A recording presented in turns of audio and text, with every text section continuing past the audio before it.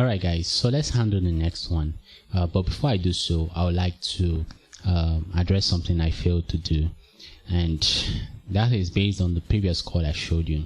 Now you might be asking, like, where does this chord lead us to? That's this B flat major chord. Basically, since it's still on the 6, it still takes you to the 2.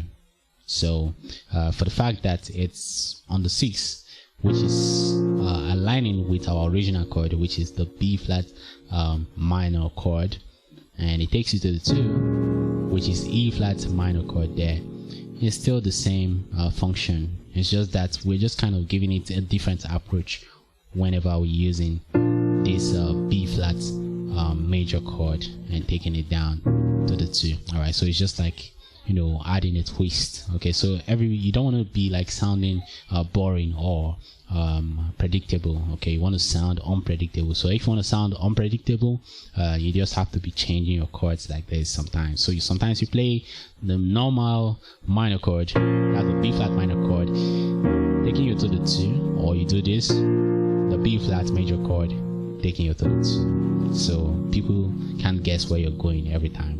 All right, so that's basically it. So the next chord I want to show you is the one that is based on that accidental note, the tor that you guys know. All right, so yeah, I'm just trying to keep it as simple as possible so that everybody can understand what I'm saying, so don't mind me. So the tor, let's say he knows my name. All right, so this chord is B major chord and not B minor chord. All right, so all right, do, fa. So it kind of just takes you to the fa, but I'm just adding based on the fact that the song is like that. So it goes to the 1, this to the 1, then to the 4. All right, so in the key of D flat right now, B major chord going to the 1, which is D flat major chord, and goes to the 4, which is the G flat major chord. So I hope this is very clear. I don't need to spend all the whole day here. So that's it.